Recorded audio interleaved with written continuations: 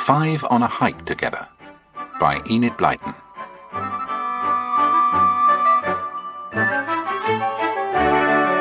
It was Julian's idea in the first place. He and Dick were given an unexpected long weekend holiday from school, which coincided with George and Anne's October half-term break. With Dick's enthusiastic agreement, he'd written to their sister Anne, suggesting that she and cousin George should get Timmy out of the school kennels and join them for a few days hiking across the moors. So, after receiving permission from their parents and their housemistress, the two girls, carrying rucksacks and torches and clothes and Macs and chocolates and everything necessary for a few nights away, not forgetting biscuits for Timmy, went to meet Dick and Julian at the village store in Pippin Village. Timmy went nearly mad with joy at being with all 4 of his friends again, barking and wagging his long tail and sending a pile of tins crashing to the floor in his delight. The shopwoman was surprised by all the noise, and even more surprised when they asked her to prepare 32 sandwiches for them to take away. But she was a good-natured woman, and told them she was used to cutting sandwiches, as both her sons worked at the prison on the moor, and took sandwiches for their lunch break every day. It wasn't long before she'd prepared a great pile of them, and a chunk of homemade cake at no extra charge. The children thanked her, and set off with Timmy running in front. The October sun shone down warmly, and the trees glowed yellow and red and golden, dressed in their autumn colourings. Eventually, the 5 climbed over a stile and walked across fields to a curious little hill where Timmy suddenly went mad with excitement. What's the matter with Timmy? Well, according to my map, this place is called Rabbit Hill, and Timmy can see and smell them everywhere. Oh, yes! Look! Over there! Hundreds of rabbits! Big ones, little ones, and... Come back, Timmy! Come back! Timmy! Timmy! It's no good calling him, George. He won't catch one anyway. They're too nippy for him. Yes, as soon as he chases one down one hole, another bobs up behind him. Come on! Keep going, he'll join us when he sees we're going on. We've got some way to go yet. All right. Julian, do we sleep at farmhouses at night? Farmhouses for 2 nights, and inns on the others. I've marked them all down on the map. Blue Pond Farm is our first stop. Suppose they haven't room for us. Well, Dick and I can sleep in a barn if necessary, and... Where's Timmy? What? Timmy! He's gone! Disappeared! And he had to. They went about calling his name and looking everywhere, but couldn't find him, until quite by chance they came upon him stuck halfway down a rabbit hole. He was scrabbling with his feet, trying to get out, but it was no good. He was well and truly stuck. It took the children 20 minutes to get him out. He whined and went to George, who ran her fingers over him but could find nothing wrong. But still he whined, and George was quite worried about it. But they went on their way, ate their delicious sandwiches at lunchtime, and then set off for Blue Pond Farm. Timmy followed, but after a time started limping, and they all decided that at the next village they would try and find a vet to check on it. So on they went, with Timmy following on 3 legs, his left hind one being held off the ground. It was a rather gloomy little company that came to Beacon's village, and they made their way to a small inn, where a woman was shaking a duster out of a window. Excuse me, is there a vet anywhere in this district? We want someone to look at our dog's leg. No vet here. Nearest one's over 6 mile away. But if you want your dog's leg seen to, go up to Spiggy House. Mr. Gaston lives there with his horses. He knows about dogs too. He's nice, he is. But I expect he'll be out with his horses, and he may not be in till it's almost dark. Thank you. Look, I'll go up to Mr. Gaston's with George and Timmy. But Dick, I think you and Anne should go on to Blue Pond Farm where I'd planned to stay the night, and make arrangements for us. We don't want to leave it to the last minute, do we? No. I'll go on with Anne now. It'll be pretty dark soon. Right you are. After we've seen Mr. Gaston, we'll come back to this village and make straight for the farmhouse. It's about 1.5 miles away. Thanks for coming with me, Julian. Let's go now, shall we? See you later, Dick and Anne. Right. Goodbye. Bye. Julian and George and Timmy set off up the hill to Spiggy House, and Dick and Anne turned and walked through the little village. As Julian's directions were not very clear, they decided to walk on and ask the first person they saw to help them. But they met nobody except a man driving a little cart. Dick hailed him. Excuse me, are we on the right road for Blue Pond Farm? R. Is it straight on, or do we take any lanes? R. What does he mean, R? He's pointing to the west with his whip. Oh, yes. We turn right up there, do we? R. Gee up.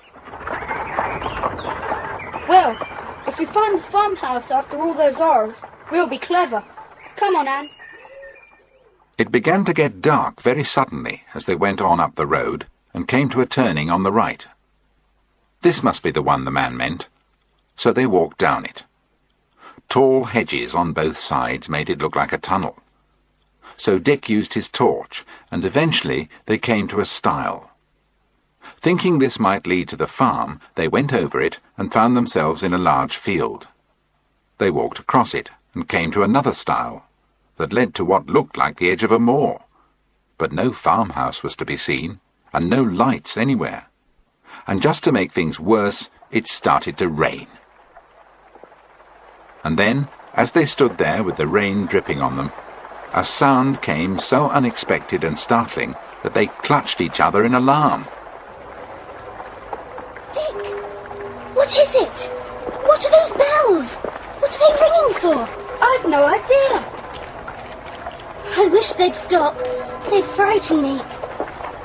They're not church bells. No, they're certainly not church bells. They're a warning of some kind, I'm sure. Fire?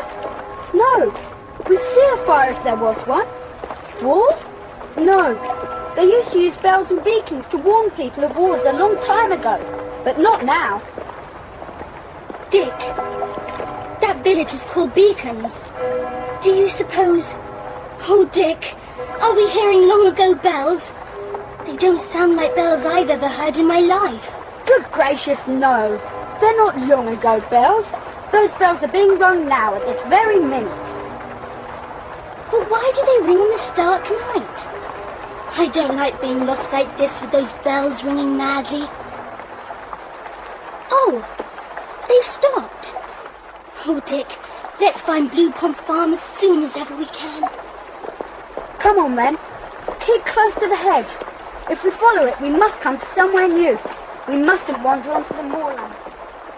Dick took Anne's arm and kept to the hedge. At last they arrived at a path that led to a lane, and then, oh, a wonderful sight! Not far off there was a light shining. They came to a low stone wall and followed it to a broken-down gate. They opened it and went along a muddy path which led to the door of a stone cottage. Nearby was the window which showed the light they had seen so thankfully. The two children could see an old woman inside, bent over some sewing. Dick knocked hard on the door. The old woman never moved. He knocked again, more loudly. Still the old woman sewed on placidly. Dick tried the door, and it opened. He walked boldly in, followed by Anne, and entered the room where the old lady was. She didn't look up, and Dick had to walk right over to her before she knew they were there. She leapt up in such a fright that her chair fell over. I'm sorry. We knocked, but you didn't hear. Oh, you gave me such a fright. Where did you come from this dark night? We've been looking for this place. Blue Pond Farm, isn't it? We wondered if you... No good talking to me, my dear. That was a post, I am. You've lost your way, I suppose. Well, you can't stay here. My son won't have no one here at all. You'd better be gone before he gets back. He's got a nasty temper, he have. Oh, dear, Anne. Surely she can see how wet we are. I can guess what you're saying. You're wet and tired. But it's my son, you see. He don't like strangers here. But look, The girl can go up those stairs to the loft. There's a mattress up there. You can stop there for the night. But don't come down till I call you in the morning. I'll get into trouble if my son knows you're here. You, my lad, will have to sleep out in the shed or somewhere. Now off you both go before my son gets back. I'm frightened, Dick. You've got to shelter, Anne. Go to the loft. Eat your sandwiches, get dry, and get to sleep. I'll find somewhere and see you in the morning. But what if George and Julian arrive? I'll keep a lookout for them. Now off you go, quickly. Anne went up to the loft, wet and hungry and tired. She ate all her food, lay down on the mattress, pulled an old rug over herself and fell fast asleep. Dick, below, came to a small barn with piles of straw in one corner. He flashed his torch cautiously around and went inside and shut the door, flung himself down on the straw and immediately fell asleep. Outside, the moon came up in the clear sky, casting its light on the desolate stone house and its ill-kept outbuildings. After a short while, Dick was awakened by a strange tapping sound coming from the window above his head. And then he heard a voice. Dick! Dick! Dick was amazed. Could it be Julian? No, it wasn't Julian's voice. He went cautiously to the window and could just make out a face, dim and wild-eyed, with a round bullet-like head. The voice spoke again. Dick, I know you're there. I saw you go in. Come to the window. I've got that message for you. Come on, I've got to go in half a tick. I'm here. Good. Well, here's the message from Naylor.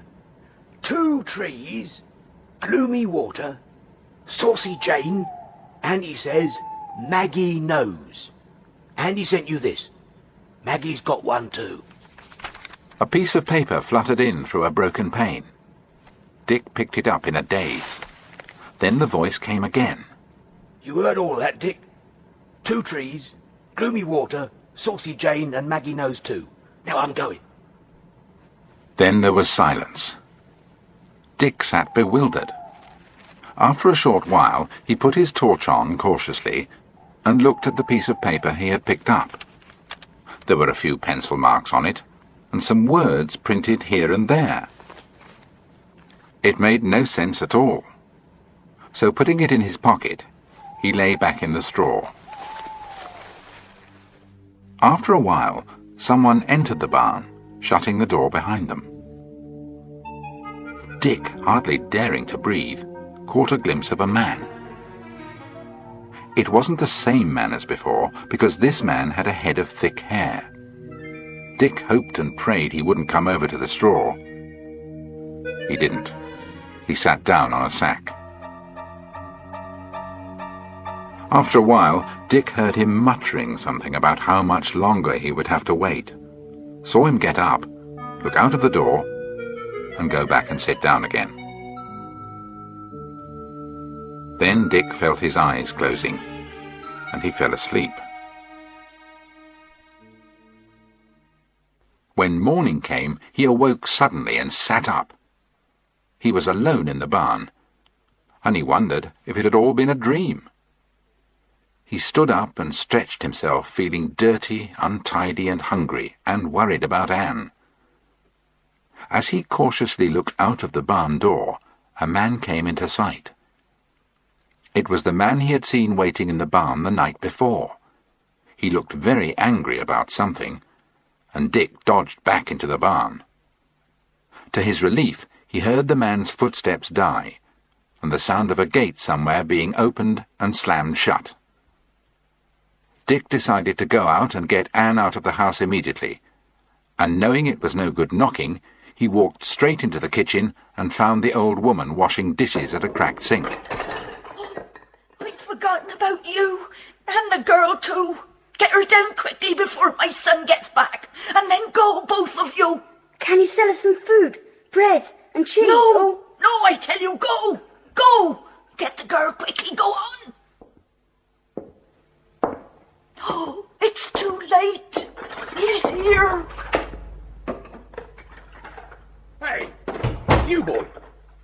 What do you want here? You clear out. I wanted to know if your mother could sell us some food. Us? Us? Who's us? You fetch him here and I'll show you what I do to boys who come round here stealing eggs. Yes, all right. I'll go and fetch him. No, you come back. Don't you hang around here or you'll get what's coming to you. Dick, by this time, was outside and running down the path. He stood behind a shed, heart thumping, knowing he had to wait and go back for Anne. After a short while, he saw the man come out of the house with a pail of steaming food, and Dick guessed he was going to feed some chickens. He had to take the chance of fetching Anne. He rushed up to the house and straight into the kitchen, shouting to her, and within seconds her scared face appeared at the bottom of the stairs. Dick caught her by the arm, threw a coin on the table, and they both tore off out of the house and down the path to the hedge they had followed the night before. They ran along the side of it until they were well clear and back on the edge of the moor. Oh, Dick! What a horrible place! And that awful man! Honestly, I think Julian must be mad to choose a place like that. Not only was it a horrible house, it wasn't even a proper farm. I don't think it could possibly have been Blue Pond Farm. Anne, we made a mistake when we got lost last night. In that case, George and Julian would be dreadfully worried, won't they? Wondering what has become of us. Do you suppose they're at the real Blue Pond farmhouse? We'll have to find out. Golly, I do feel mucky and untidy. I feel awful. And I do. Look, there's a little stream over there. Let's go and wash our hands and faces. They did a little washing in the cold water of the stream, and were just combing their hair and saying how hungry they felt, when a boy came through a nearby gate.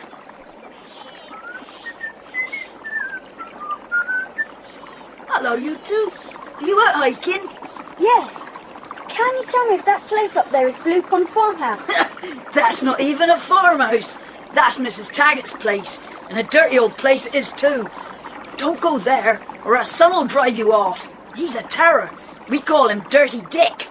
No, Blue Pond Farm is down along there to the village, past the Three Shepherds Inn and away up to the left. Thanks. That's all right. Have a nice walk. The boy waved and set off across a moorland path, and Dick and Anne, both feeling very cross with the man who had kept saying "R" and sent them the wrong way, set off towards the village. They decided to go to the inn, and from there telephone Julian and George at Blue Pond Farm. At last they arrived at Beacon's village, and were just making their way to the inn, when they heard a familiar voice calling to them. Dick! Dick! Anne! Hey, Dick! Dick! Julian! George! Timmy! Oh, Ju, I'm so glad to see you. We lost our way last night. George, is Timmy all right? Oh, yes. You see... Have you had breakfast? No. Nor have we. We were so worried about you, we were just going to see the police. But now we can all have breakfast together and tell our news. Are you all right, Anne? You look pale.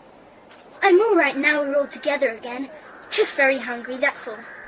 We'll go to the inn and ask for breakfast straight away. All news later. Come on. Good morning. Good morning. I expect it's a bit late for you, but we haven't had any breakfast. What have you got? Well, there's porridge and cream, and I've got some of our own bacon and eggs cooking on the stove right now. Will that do? Oh, and coffee with cream. Oh, I could hug you. Well, go on into the dining room, and I'll bring it in as soon as it's ready. Your news first. How did you get on at Spiggy House with Mr. Gaston? Very well. He was out with the horses when we arrived, but he had a very nice wife who let us wait in the house for him. He didn't get back till 7:30. Then he looked at Timmy's leg and did something to it. I don't know what. Put it back in place, I suppose. Timmy gave a yell, George flung herself on him, and Mr. Gaston roared with laughter at George. Well, he was rough with Timmy's leg, but he certainly knew what he was doing, and Timmy's perfectly all right now. Aren't you, Timmy? What did you do then? Well, Mrs. Gaston insisted on giving us a wonderful supper, so we stayed. and didn't leave until about 9 o'clock. We didn't worry about you because we thought you'd be at Blue Pond Farmhouse. But when we got there and found you hadn't arrived, well, we were in a state. They were very nice at the farm and put us up for the night. And we thought if you hadn't turned up by this morning, we'd go to the police and report you missing. So down we came without any breakfast. That shows how worried we were. There's a nice smell coming from the kitchen now, though. It's like magic. Just what I'm longing for. Here we are then. Toast and marmalade to come. And if you want anything else, just ring the bell. There's some porridge for the dog, too. Thank you. That's marvellous. Too good to be true. Well, help yourself, everybody. Dick, you haven't told us what happened to you two last night. Well, the plain fact is... Pass the salt, please, George. Thanks. We got lost. And when we did get somewhere, we thought it was Blue Pond Farm, and we stayed the night there. Didn't the people there tell you weren't at the right place? Well, the old woman there was stone deaf. I say, isn't this bacon good? And she didn't understand a word we said. Oh, it was a horrible place. And we were worried because you didn't arrive. Actually, we had a pretty poor time, Jew. Anne had to sleep in an awful loft, and I slept in straw in a barn. Not that I minded that, but, well, peculiar things happened in the night. At least, I think they did. I'm not really sure if it wasn't all a dream. What peculiar things? Well, I think perhaps I'll tell you when we're on our way again. You didn't say anything to me about it, Dick. To tell you the truth, I forgot about it because the other things that happened. Having to get away from that man and wondering about Julian and George and feeling so hungry. It must have been an awful night for you trying to find your way in the dark.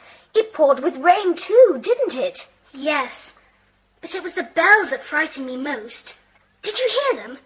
They suddenly clanged out, and they made me terribly scared. I couldn't make out what they were. Whatever were they ringing bells for? Didn't you know? They were rung from the prison that lady in the shop told us about. They were rung to warn people that a prisoner had escaped. I'm glad I didn't know that. I'd have been even more frightened. Have they caught him? I don't know, but we'll ask the innkeeper when she comes in. They asked her, and she shook her head, but told them that all the roads were being watched, as he was a pretty dangerous criminal. After breakfast, they paid the innkeeper and set off down the village street, then along a lane which led them into a valley with a gurgling stream running through it. There they sat on a clump of heather while Dick began his tale of what had happened the night before. He told them about the old woman who was afraid her son would be angry if she let them stop the night, and how he'd slept in the straw and woke up to hear someone calling, "Dick, Dick!" How he had been given the message, 2 trees, gloomy water, Saucy Jane and Maggie Nose. George laughed and said he was dreaming. But then a thought struck him. He searched quickly in his pockets and drew out the dirty piece of paper with a few words on it and a few lines. Julian took the paper, and they all knew that Dick had not been dreaming. It had actually happened. Well, I can't make any sense of this paper, but it's obviously a plan of something. Have you any more to tell us, Dick? Yes. Later on, the son of the deaf woman came into the barn and sat and waited and muttered, and I fell asleep. But when I woke up, he wasn't there. He didn't see me, of course. Dick! Jew! I think I know what happened. The second man that came into the barn was the person the wild-eyed man wanted to give the message to. He saw you creep into the barn, Dick, and thought you were the man in there, waiting for the message in paper. Yes, but how did he know my name? He didn't. The other man's name must have been Dick too. Don't you see? When he tapped and called, "Dick, Dick," you thought he was calling you, and you took the message. So he then went off, and when the second man, the real Dick, came along, it was too late. You, Dick, had got the message. Well worked out, Anne. Yes. And do you remember that boy who told us about Mrs. Taggart's place? He said her son was a terror, and known as Dirty Dick! His name must be Dick too. That proves that Anne is right. Well done, Anne. Would this have anything to do with the escaped prisoner? It might. He might have been the prisoner himself. That fellow who came with the message. He said the message and note were from someone called Naylor. Naylor? Well, perhaps Naylor is in prison, a friend of the man who escaped, and knowing he was going to make a dash for it, gave him a message for the old woman's son, Dirty Dick. It may have been a pre-arranged plan. How do you mean? Well, when the bells rang out, Dirty Dick knew that the escaped prisoner was to bring him a message, and he was to wait in the barn for him. My word, I think you're right. I'm glad I didn't know that fellow at the window was an escaped convict. I think we should tell the police about all this. It might be important. Let's look at the map and see where the next village is that would have a policeman. It was a village called Rebels, so they all got up and headed that way through the valley. Eventually they reached the village, where they went straight to the police station to tell their story. But they had a disappointing surprise. For once they came across a most unhelpful policeman who flatly refused to believe their story, accused them of wasting his time, and told them that the prisoner had been caught anyway, and they'd interrupted his lunch hour with their silly jokes about a secret message. Then he made a snorting noise and went back to his sausages and onions. Disappointed, but realizing that their story did seem a bit strange, the famous five called at a farmhouse and ate a delicious meal, during which Julian had the idea that they should go and find Two Trees themselves and see what it looked like. That's if there was such a place. The others agreed that this would be a marvellous plan, and that the best place to ask about Two Trees would be at the village post office. The post office was part of the village store, and as they entered, the old man who kept it looked over the top of his glasses at them. Excuse me, but do you know a place called Two Trees? Two Trees? Yes, that was a lovely place once, but it's all in ruins now. It was built beside a strange dark lake in the middle of the moors. Gloomy water. Yes, that's right, gloomy water. A real miserable place, that is, but used to be so fine. What happened to Two Trees? It was burnt. The owner was away, and it flared up one night. No one knows why or how. Burnt to a shell it was. The fire engine couldn't get out there, you see, because there's only a cart track to the place. Wasn't it ever built up again? No, wasn't worth it. The owner let it fall to rack and ruin. Birds and animals have taken it over now. I went out there once. There was nothing to see but the shell of the place and the dark blue water. Gloomy Water is a good name for that lake. Could you tell us the way, and how long it would take us to get there? What for do you want to go and gaze at an old ruin? We just thought we'd go and see Gloomy Water. It's such a strange name. Which way is it, did you say? Well, he didn't say. But if you're so set on it, have you got a map? Yes, here. Oh, spread it out then. Now, where's my pen? Here it is now. You see where I'm making them crosses on the map. Now, they mark marshland. Now, don't go there, or you'll be trapped up to your knees in water. You follow these paths I'm marking for you, and you'll be all right. Thanks very much. How long will it take for us to get there? 2 hours or more. Don't try and go this afternoon. You'll find yourself in darkness coming back, and with them marshy bits, you're in danger all the time. Right, thanks very much. We're thinking of doing a bit of camping as the weather is so beautiful. I suppose you couldn't hire us some ground sheets and rugs? Oh, I've got some somewhere. Better you camping out in October than me. But just a minute. They're out the back. Thank you. What's going on? What's the idea? Camping, Jude? I'll explain outside. Here they are. Thank you. Just what we want. And here's the money for them. Oh, thank you. A good day to you. Better you than me. Julian, what's up? What's all this camping stuff for? Well, I suddenly thought we ought to go to Gloomy Water and snoop around. And if we took things and camped out in the ruin, we might make more of our few days. What a good idea! Well, I feel quite sure that there's something up at Two Trees. We might even meet Maggie there. We might. But I think somebody ought to follow up that message besides Maggie. Dear Maggie, I wonder who in the world she is. Somebody worth watching if she's the friend of convicts. Look, I thought we could buy some extra food, go to Gloomy Water this afternoon, find a good place to shelter in the old ruin, and get some heather or bracken for beds. Then tomorrow, bright and early, we can have a look around. Sounds smashing. The sort of thing we like. What do you say, Tim? They bought some bread, butter, potted meat, a big fruit cake, chocolate biscuits, and a large bottle of lemonade, and set off. It was a really lovely walk over the moorlands with some beautiful views. As they approached Two Trees, Julian was very careful to take the right paths traced carefully on his map by the man in the post office. He didn't want them to be caught in the marshes.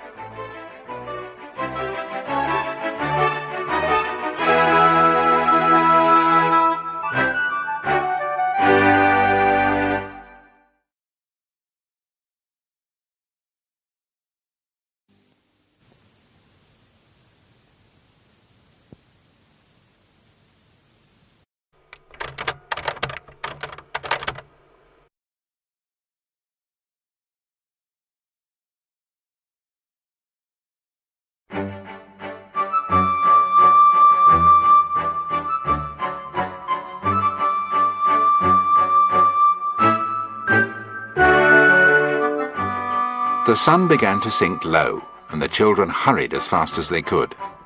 They finally went down an overgrown cart track which wound through a wood, and suddenly came on what had once been the lovely house of Two Trees.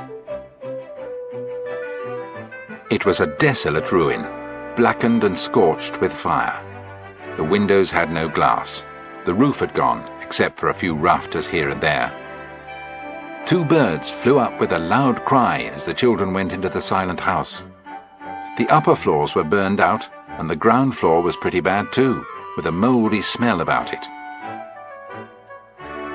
While the other three were out gathering bracken and heather to make beds, Anne looked round and found the top of a flight of steps, which obviously led down to a cellar. When the others came back, she told them about it, and Julian lit his torch and led the way down, although Timmy managed to get just in front. They found themselves in a strange little room with moth-eaten carpets and furnishings thick with dust and cobwebs. There were a few old candles in candlesticks which they lit, and they decided it would be far better to sleep down there than up in the burnt-out rooms. So they piled the heather on the floor and dusted off an old table, which caused them all to have fits of coughing. There was a cupboard there with old cups and jugs in it, which they placed on the table. Anne had noticed a pump by the sink, so Julian went up and tried it, and to his delight, cold, clean water came from it. By the time they had lighted more candles, washed the cups and spread the food out, the cellar looked quite cheerful and pleasant, and over bread and butter and potted meat, the four decided to sleep there that night, and then have all the next day to examine Two Trees and the lake. What exactly are we looking for? Do you suppose there's some secret here, Julian? Yes, and I think I know what it is. What? Well, we know that a prisoner named Naylor sent a message by his escaped friend to two people. One to Dirty Dick, who didn't get it, and the other to Maggie, whoever she is. Now, suppose Naylor had done some big robberies, jewels or something, and hides the stuff till he hopes the hue and cry dies over, but gets caught and put in prison for a number of years. Well, he won't tell the police where the stuff is, will he? And he daren't write a letter to tell his friends where it is. So what does he do? Waits till someone escapes and gives him a message. And that's what happened. The round-headed man I saw was the escaped prisoner, and he was sent to tell Dirty Dick and Maggie where the stuff was, so they could get it before anyone else did. Right. The prisoner didn't understand the message, but Dirty Dick and Maggie would, because they knew all about the robbery. And now Maggie will try and find the stuff. And we must find it first. What was the last clue in the message, Dick? Saucy Jane. It sounds like a boat. Of course. I bet we shall find a boat by the lake called Saucy Jane, and the stolen goods will be in it. Too easy. I reckon the Saucy Jane is a clue. And don't forget that the piece of paper must have something to do with it. Yes. Have you still got it, Dick? Of course. Here it is. 4 lines drawn, meeting in the centre. At the outer end of each line is a word. They're a bit faint. Shine your torch a minute, Dick. Yes, I can read them now. This one is Tock Hill. The next is Steeple. Then there's Chimney and Tall Stone. Well, I can't imagine what all that means, but it's clearly important. We mustn't forget that dear Maggie has a copy of the paper too. She probably knows what it means. If she does, she'll come here to Two Trees. Shall we hide if we see her? No, she won't know we've got the message and paper, so we'll just say we're on a hike and sheltering here for the night. And we can keep an eye on her and see what she does. I wouldn't think she'd come alone. More likely to come with Dirty Dick. She would expect him to have had the message too, and would get in touch with him. And be surprised he hasn't got the message. It's all very complicated, but I'm half asleep. I think I'm going to settle down. The only thing is, you don't think Maggie and her friend are about and might pounce on us, do you? That's silly, Anne. Do you honestly suppose that Timmy would lie there so quietly if there was anyone else about? He'd be barking his head off. By this time, all 4 were very tired and settled down on their heather beds, confident that they would be safe with Timmy on guard. The 4 slept like logs. Nobody moved except Timmy, who twice went up to investigate some sounds. However, the first was just a toad, and the second a fox. The children slept soundly till 8:30. After a wash under the pump and a quick breakfast, they tidied up the room and set off to see if there was a boathouse by the lake where the Saucy Jane might be hidden. They walked beside the lake as best they could, but it was difficult because bushes and trees grew right down to the edge. Just as they were giving up hope, they came to a little backwater, and there, built right across it, and covered with ivy and brambles, was a boathouse. The wooden boards on the side were so rotten that they could easily pull them away to make an opening, which they all climbed through. Once inside, after their eyes became accustomed to the darkness, they could make out 3 boats. 2 of them were half full of water, with their bows sunk right down. Julian shone his torch around, and they could see old oars strung in one corner. It was a dreary, desolate sight. I don't like this place much. It's so damp and deserted. Flash your torch on that boat, Dick. What's it called? Meg. The Merry Meg. Well, she might be the sister of Saucy Jane. What's the next one called? Cheeky Charlie. Brother to Merry Meg. All I can say is that poor old boat looks anything but cheeky. The last one must be Saucy Jane. I do hope so. It isn't. It's Careful Carrie. Well, it's quite obvious the Saucy Jane belongs to this family of boats here. But where is she? Sunk out of sight? No, look. It's so shallow we'll be able to spot anything on the bottom. It's quite clear by the light of our torches. Hello? What's that flat wooden thing standing upright over there? It's a raft. Looks in good condition too. It might be fun to see if it would carry us on water. Oh yes. Later perhaps. But where is the Saucy Jane? Do you think she might be hidden somewhere on the banks of the lake? That's an idea. We ought to explore round and see if we can find her. I'm sure the loot is on her somewhere.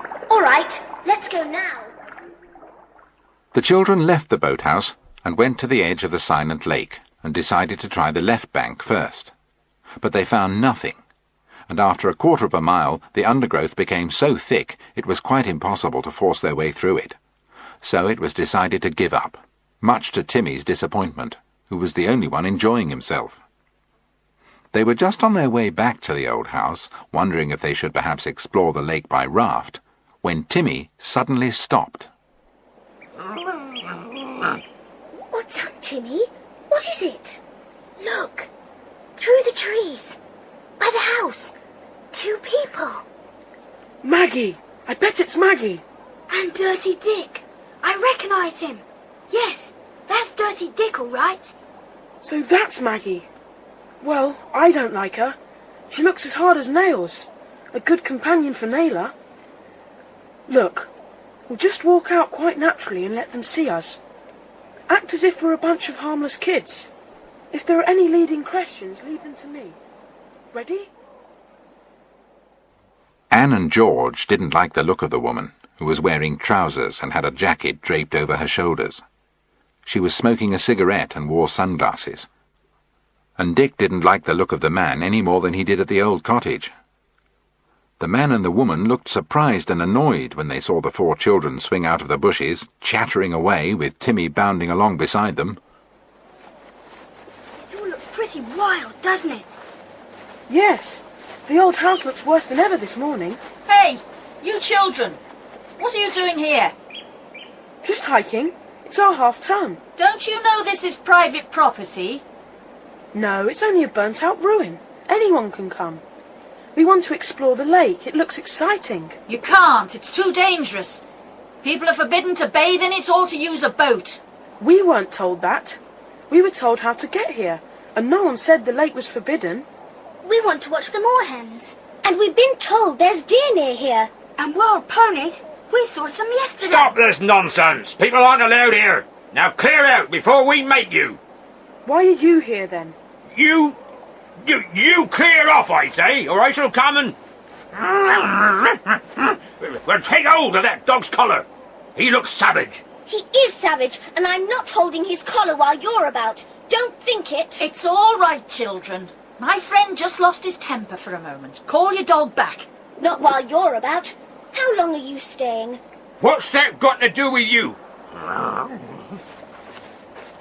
Let's go and have something to eat. The famous 5 marched forward. Timmy barked savagely as they came close to the unpleasant couple, who shrank back at once and eyed the children angrily as they went past. George placed Timmy on guard at the doorway of the old house, and the 4 children went down to their cellar, where they looked round to see if anyone had been there while they were away. But nothing seemed to have been moved. They had a quick lunch and went to the boathouse to see if they could launch the raft on the water. But their hearts sank as they saw Maggie and Dirty Dick out on the lake in the only good boat from the boathouse, the Merry Meg. Dirty Dick was rowing hard. Did they know where the Saucy Jane was? As quickly as they could, the children manhandled the big raft onto the water, where it bobbed about gently. Julian jumped onto it and held it steady, while the others got on, and Timmy, last but not least, joined them with a bump that made the raft bob about violently.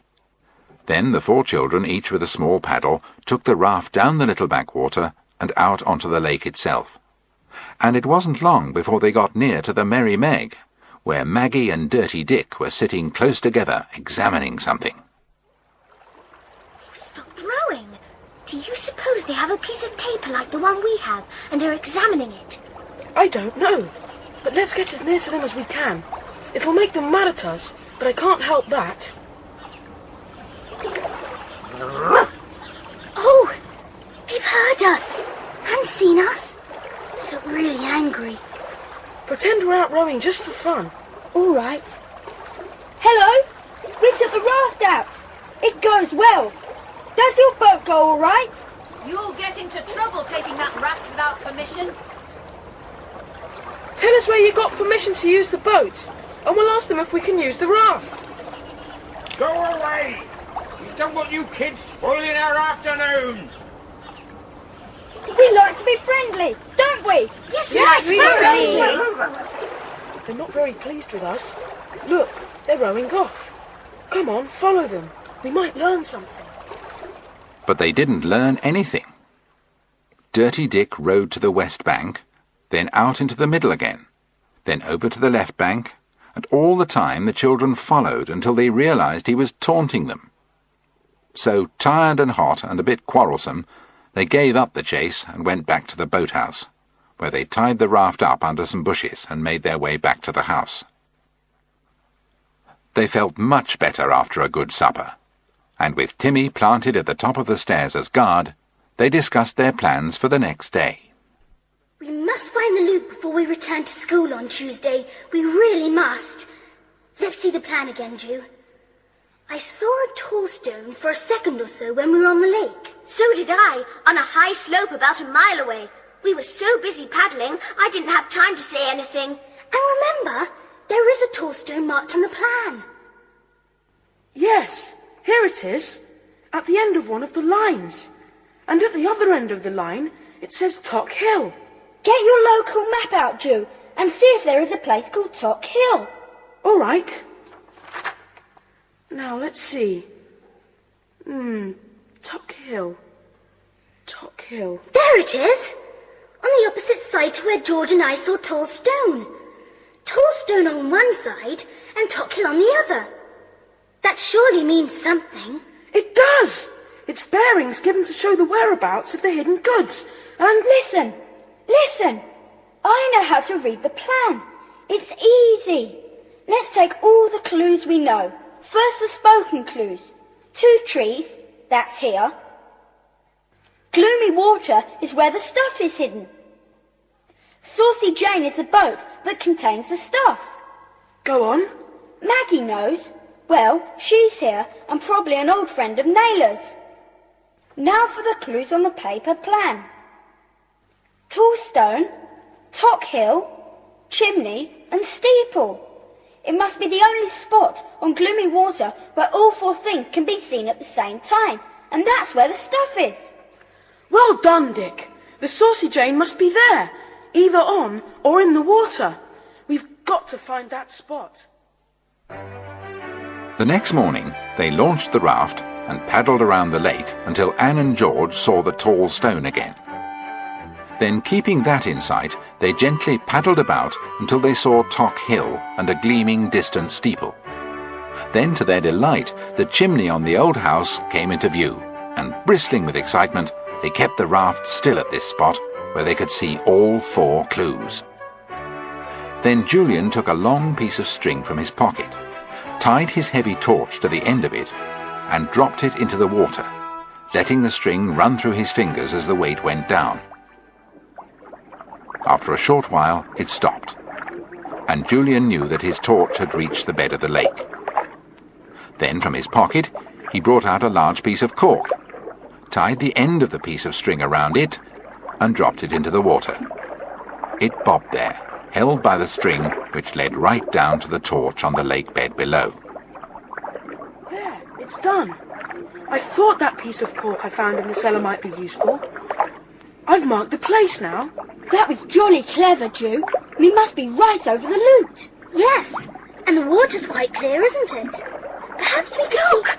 There! Near the string resting on the bottom of the lake. The Saucy Jane! It must be! So it is. Naylor must have put the loot in the Saucy Jane, rowed it out to this spot, taken the bearings, hauled the boat so it sank, and then swum back to the shore. That's very clever, but... What's the matter with Timmy? Oh dear, look! It's the Merry Meg, with Maggie and Dirty Dick in it. They haven't seen us yet. No, they're too busy reading their piece of paper. Anyhow, they won't guess we've read the bearings and marked it. No, but they won't half be wild when they see we're right over the place they're looking for. It looks as if Maggie has spotted Tallstone and Tock Hill. Oh, they've seen us! They're coming this way, fast! What are you not doing here? Get out of our way! There's plenty of room on this lake. What do you want this bit for? We aren't doing any harm. Hey, mind where you're going. We'll report you to the police, taking a raft that doesn't belong to you and sleeping in a house where you've got no right to be. Get out of our way! Look out, you nearly had us over. do you think you're doing? Get away from us or we'll send our dog after you. He's longing to come over now. Now look, you kids, be sensible. My friend and I only want a quiet weekend, and it isn't nice to find you four everywhere we go. Are you on half-term holiday or something? Yes. When do you go back? Tomorrow. You'll be rid of us then. But we're going to enjoy ourselves on this raft till then. There was a hurried conference on the Merry Meg. Then Dirty Dick rowed off to the edge of the lake. It was obvious they were going to wait until the next day after the children had gone, and then collect the loot. Once they were out of sight, Julian decided that he would dive down and see what there was on the sunken Saucy Jane. Despite protests from the others that it was too cold, he stripped off his jersey and dived neatly into the water with hardly a splash. The three others craned over the edge of the raft, where they could just make him out down in the depth of the lake like a ghostly figure. At last, and to the relief of the others, he came up panting hard, trying to make up for holding his breath for so long. When his breathing grew more even, he grinned at them. That's better. Well, it's there. Is it? Did you see it? Did you touch it? Yes, I dived right to the bottom. And there's the poor old Saucy Jane rotting to bits. And in one end of her is a waterproof bag. The loot must be in it. Did it feel heavy? Too heavy to get up by diving for it.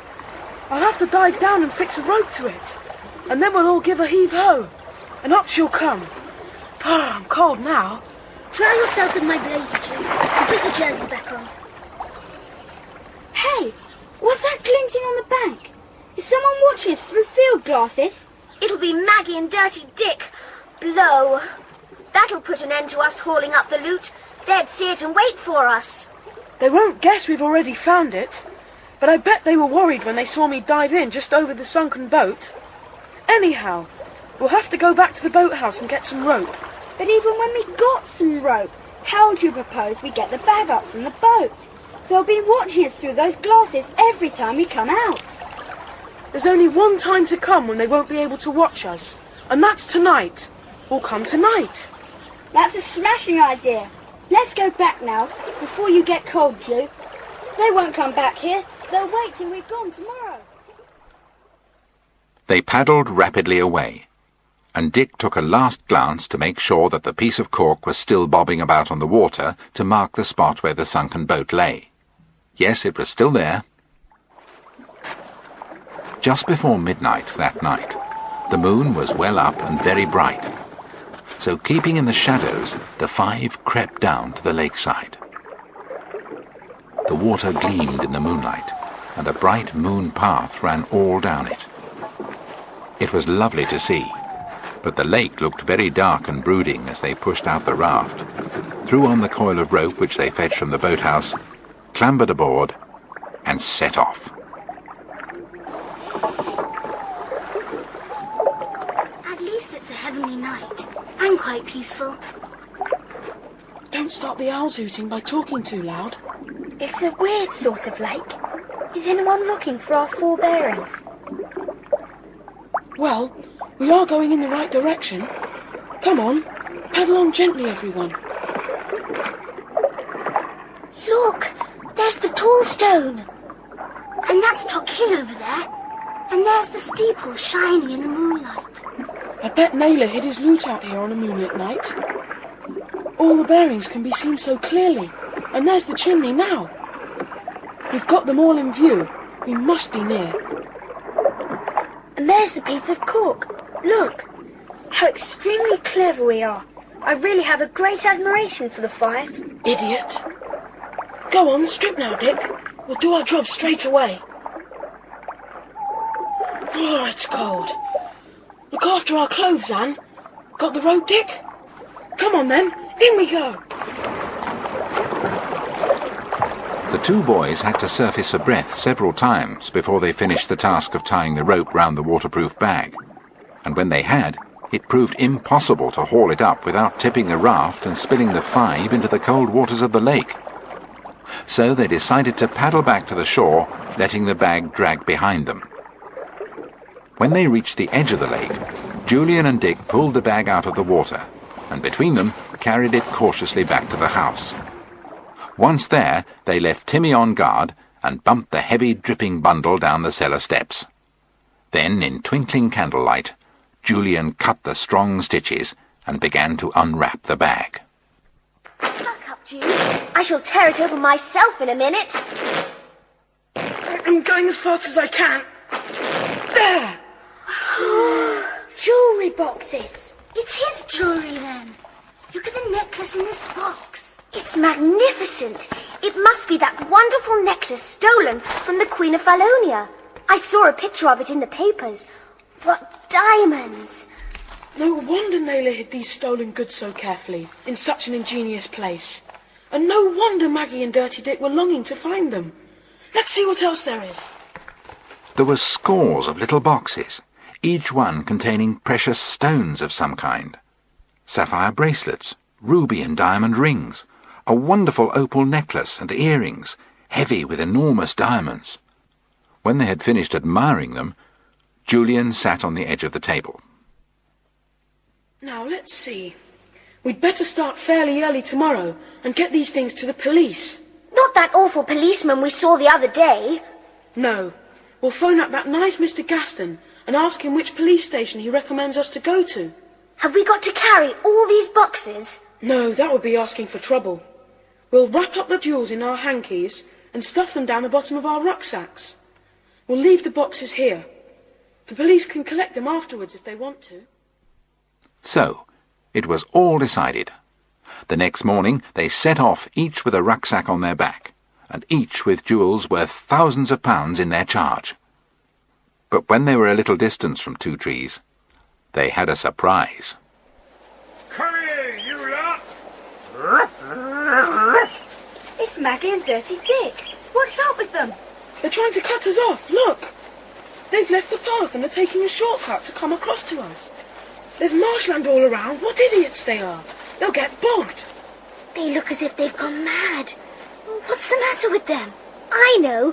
They've been into the cellar and found the bag and all the empty jewellery boxes. They know we've got the goods.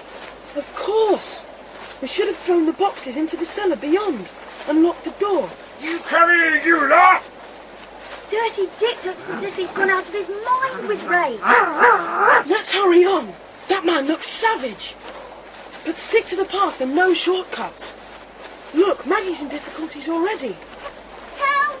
I'm sinking! Somebody help me! He's ankle deep in the marsh. I'll kill you, kid, when I get you! He's getting nearer.